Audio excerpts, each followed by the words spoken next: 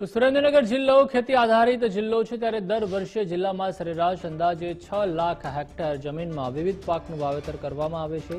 ત્યારે ચાલુ વર્ષે પણ સુરેન્દ્રનગર જિલ્લામાં ખેડૂતો દ્વારા ખરીફ સિઝનમાં મોટા પ્રમાણમાં વાવેતર કરવામાં આવ્યું છે। જિલ્લામાં સામાન્ય રીતે ખરીફ સિઝનમાં મુખ્યત્વે કપાસ, મગફળી સહિતના પાકનું વાવેતર કરવામાં આવે છે। ત્યારે ચાલુ વર્ષે જૂન જુલાઈમાં સિઝનની શરૂઆત જ સારો વરસાદ થતા વાવેતરમાં પણ વધારો જોવા મળ્યો છે।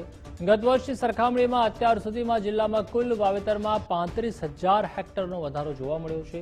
હાલ વરસાદે વિરામ લેતા ખેડૂતો નિંદામણ, દવા છંટકાવ સહિતની કામગીરીમાં લાગ્યા છે। આગામી સમયમાં મેઘરાજા મહેરબાન થશે અને સારું ઉત્પાદન મળશે તેવી હાલ ખેડૂતોમાં આશા છે।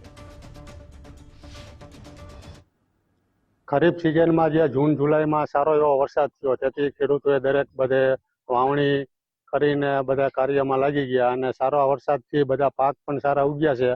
અને અત્યારે જે ઓગસ્ટ મહિનામાં ખરાડ દીધી તેના કારણે અત્યારે ખેતી કાર્યમાં બધા હાથેના નિંદામણના દવાના છંટકાવ કરીને અત્યારે જે કંઈ પાક સારો છે તેને અત્યારે બચાવી અને કામમાં લાગી ગયેલ છે ખેડૂત।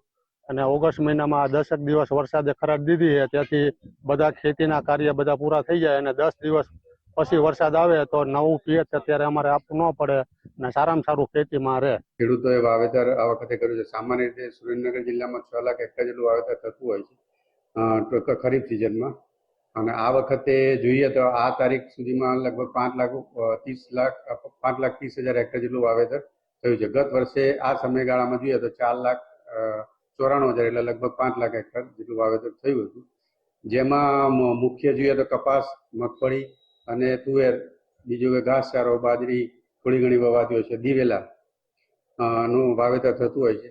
આ વખતે તુવેરના વાવેતર લગભગ 24,000 હેક્ટર જેટલું થયું છે। દિવેલાનું વાવેતર અત્યારે હવે થશે અને ચાલુ પણ છે, લગભગ ગઈ સાલે 40,000 હેક્ટર જેટલું